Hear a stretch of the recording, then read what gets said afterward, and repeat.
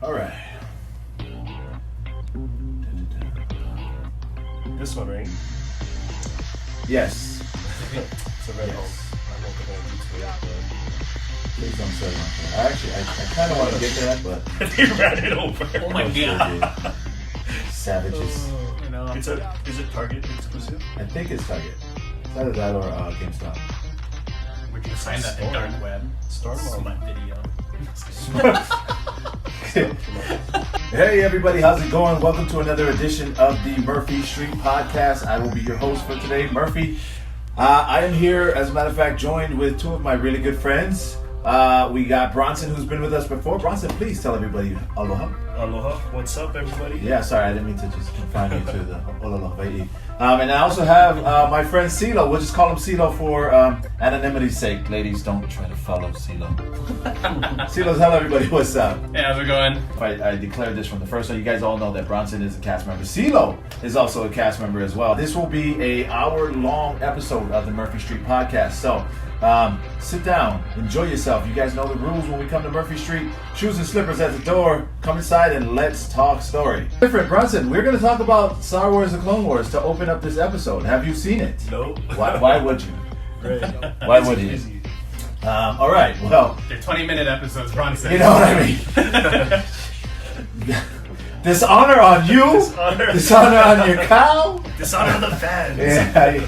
Episode 3. It was called On the Wings of Kiradax. Now, Kiradax are these winged creatures that the locals. Man, I can't even remember the name of the planet. You remember the name of the planet?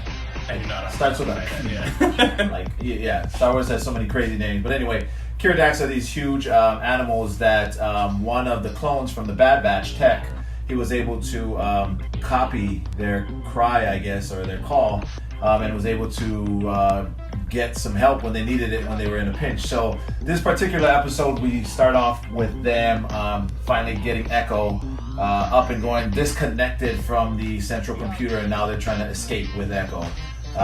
Once again, we're still with the same cast of characters. We got Anakin, we got Rex, we got the Bad Batch, which is Wrecker, Hunter, Tech, and Crosshairs. The great thing, man, you just, like, every week, the Bad Batch just keeps getting better and better, right? CeeLo? And they get Echo, they finally release him from the central computer, and they're able to escape. They bring the war to, man, I really wish I could remember the name of that tribe.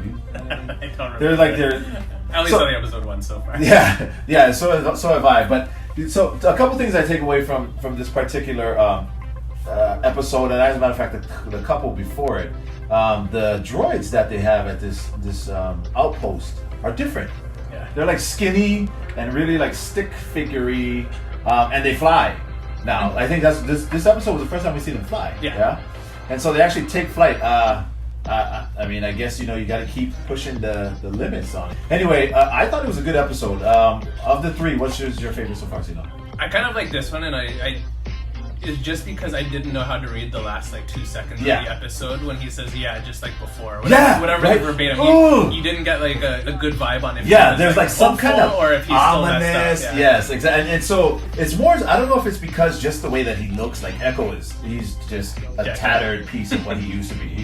He's almost like, he's maybe like halfway to Grievous. Yeah. Right? Like a cyborg. Like he's cut a up. very big Matrix feel to... Right, totally. To Yeah, that's actually, with all the plugins and everything like that. Yeah, absolutely. So, of the 3, I'm trying to think what my favorite... I might still have to say that I like the first one the most, just because I'm really attached to this Bad Batch.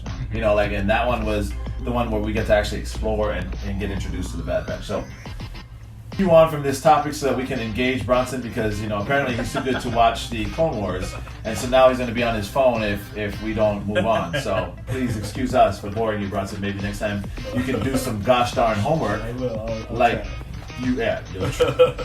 I will. I was going to say there is no At try. least watch us season 5, 6, 7. Yeah.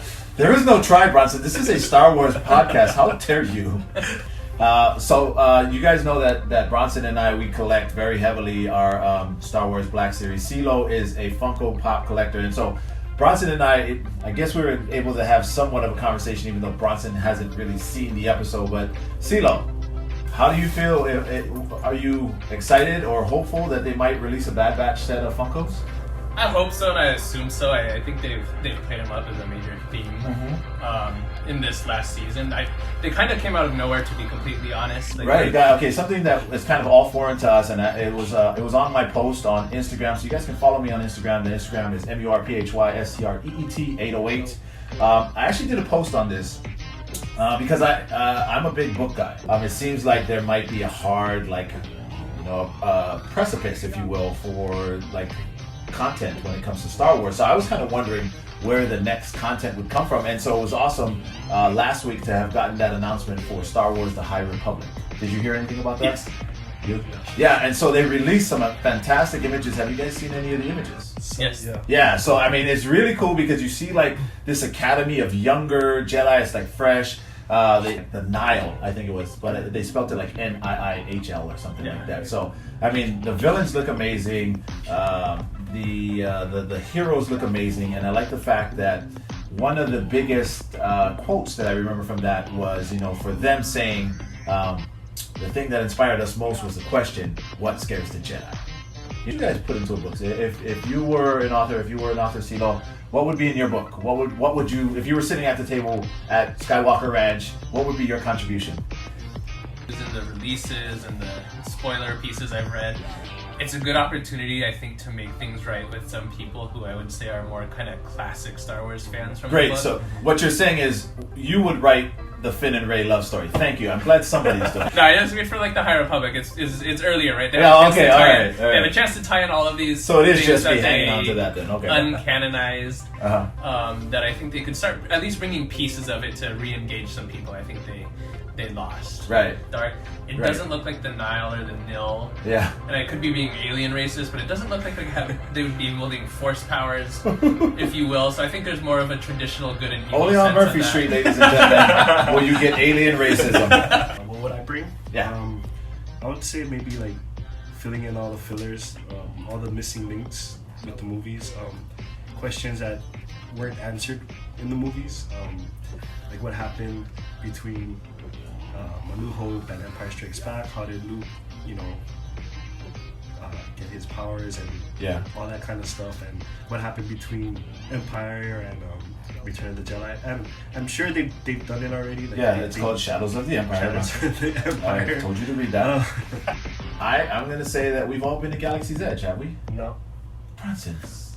I wanted to. No, I'm serious. I hadn't been. I mean, vacation this weekend. That was one of my plans. But Right. the coronavirus thing is. Bronson's chair is getting real shaky at this table right now. You can't lean on Bronson for anything. Yeah. Sorry, folks. I didn't go there. Okay, what about you, CeeLo? How many times have you been? Twice. Once at World, once at Land, within a week. Oh, wow. You went coast to coast in 1 week. Yes, sir. Dang. Before Rise of the Resistance opened, when we landed there.